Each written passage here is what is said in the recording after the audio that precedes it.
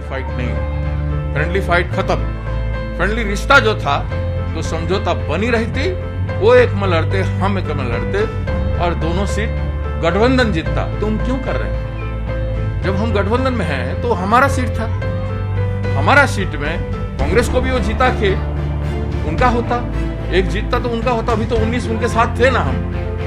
अब हम 19 विधायक को उन्होंने महत्व क्यों नहीं दिया? इसका मतलब है जिस विचारधारा से, जिस सांप्रदायिकता विरोधी विचारधारा से, सेकुलर विचारधारा से लेफ्ट आरजेडी और कांग्रेस का एक था, उस विचारधारा से आप हट गए तो आपका समझौता किससे हुआ है? इलेक्शन में कांग्रेस मजबूती से लड़ रहा है और दोनों सीट जीतने के लिए लड़ा जा रहा है। हमारे 150 लीडर वहां पे कल से जाना शुरू हो गया है और 3 दिन के अंदर हर बूथ में हमारे लोग होंगे, काम करेंगे। ट्रेडिशनली एक साथ थे, लेकिन इस बार दोनों ही सीटों के ऊपर आमने सामने है। क्या ये फ्रेंडली फाइट है? क्या वजह है कि कांग्रेस की ट्रेडिशनल सीट के ऊपर आरजेडी चुनाव लड़ रही है और आरजेडी की सीट के ऊपर कांग्रेस चुनाव? कोई फ्रेंडली फाइट नहीं, फ्रेंडली फाइट खत्म। फ्रेंडली रिश्ता जो था आरजेडी के साथ, वो कल विड्रॉल था 16 तारीख को, विड्रॉल नहीं किया कुशेश्वर स्थान में, जो कांग्रेस का ट्रेडिशनल सीट थी।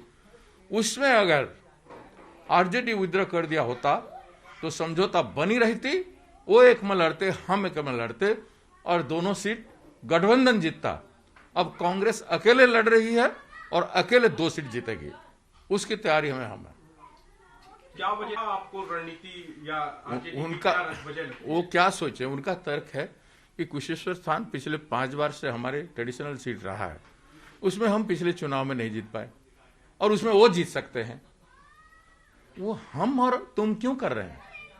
जब हम गठबंधन में हैं तो हमारा सीट था, हमारा सीट में कांग्रेस को भी वो जीता के उनका होता, एक जीतता तो उनका होता। अभी तो 19 उनके साथ थे ना हम। अब हम 19 विधायक को उन्होंने महत्व क्यों नहीं दिया? इसका मतलब है जिस विचारधारा से, जिस सांप्रदायिकता विरोधी विचारधारा से, सेकुलर विचारधारा से लेफ्ट आरजेडी और कांग्रेस का एक था, उस विचारधारा से आप हट गए हो तो आपका समझौता किससे हुआ है? आप 19 विधायक का समर्थन जरूरत नहीं है तो किसका समर्थन आपको प्राप्त है? सरकार बनाओगे तो हमारा 19 का समर्थन चाहिए था ना।